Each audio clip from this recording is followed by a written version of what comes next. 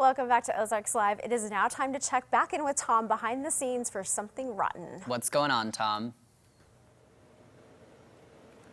What's going on is Rotten 10. I want you to remember that. We're going to circle back to that at the end of this interview. You know, there's a person involved with any show. It's kind of their vision. They work with choreographers and costume designers and set decorators.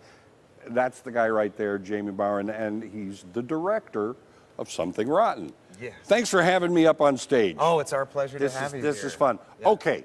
Now, we talked with Eli a little bit ago, and, you know, we talked about the different characters and that sort of thing. I want to get into more of the, I guess you might call it the technical end, or the thing that, things that people don't always think about when it comes to a show. And we've got, like, something right over there. I'm going to walk in back to you. Yeah. I'm going to ask you about these things. And obviously, you know, this is, well, I'm seeing some clothing, and I don't know what this is. Yeah. So you're going to have to, let's start with this one. Okay, we'll start with the funky piece right off the bat. So our soothsayer that predicts the future decided that Shakespeare's greatest play was Omelette the musical instead of Hamlet the play. So Nick Bottom writes Omelette the musical, and of course, how can you have Omelette the musical without tap dancing eggs? So this is one of our egg Stop. You said tap dancing eggs? Yes, that's right. Tap dancing eggs. We have is the Elizabethan era and everything, is that where tap dancing that's where comes this out of? show kind of branches out a little bit. It's, all right, it's slightly, no, it's wildly anachronistic. But yes, we have tap dancing eggs in the show, and they get beaten. Because how can you make an omelet without beating some eggs? You're going to have to, yes, absolutely. So, I knew that was coming at me, I really did. This is that yolk that gets whipped all right. out when they get so beaten. this is kind of the anachronistic omelet, the Shakespeare play.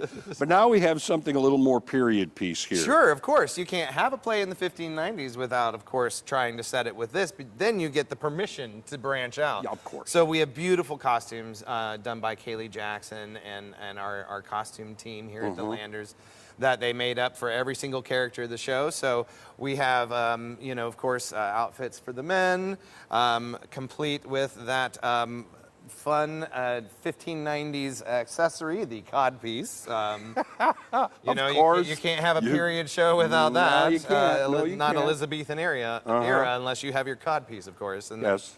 A jerkin, and you'll see these kind of costumes all the way across the board. And then, of course, we go up from here. We have Lord Clapham, whose outfit is beautiful and completely blinged out. So we run the full gamut from your regular actor of the time to lords and ladies of the Renaissance era. Okay, I'm going to walk back and sit down over here because, like, behind me, this set piece right here, that's not necessarily what I think about you wouldn't think when I think of Elizabeth. Renaissance. Yeah.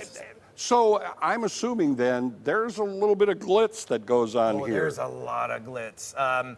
With this show, celebrating musicals, as Eli talked about, this is our main fly piece for It's a Musical. That is the name of the number. Yes. Where we come up with this newfangled thing called a musical. And it has 28 different references to modern musicals. So as you watch the number, you can pick out, it's either a series of notes from a musical. So if I've seen musicals, you guys are going to toss things that reminds you of that musical in that number. It's one of the beautiful things about the way they wrote this show. What's been your challenge as a director putting on this show? I think it's making sure that comedic timing lands just right, and our cast has been spectacular about this.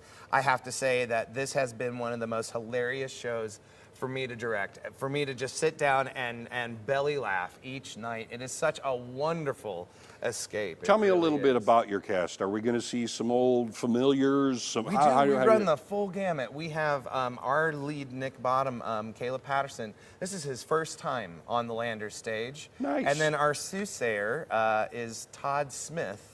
He plays Thomas Nostradamus. And Todd Smith is a veteran from way back. So we run the full span of talent on this stage. But isn't that what the Landers is about? Always about. That's why we're your community theater, because anybody can audition for any one of our shows. Yeah. You just have to go on our website and see when our auditions are and come on out.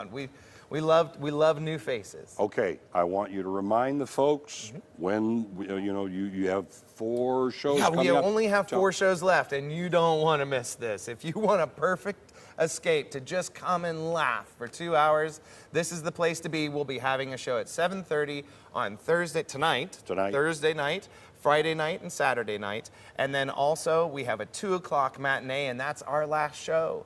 So you don't want to miss it. And you remember the Rotten 10? Right. That's the secret code to get $10 off your tickets. It's a great deal. Yes. Always good to absolutely. see you. Break a leg. Oh, thank you. Break an egg. I shouldn't have even gone there. Back to you guys. Thanks so much, Tom. It's always amazing to see what our local theater is able to do. It's always so cool to see the set, and I love seeing the costumes, so people should definitely go check that out. They do an amazing job. Yeah, so Springfield Little Theater, you do great work. Yes, you do. All right, coming up on Ozarks Live, Dawson Hollow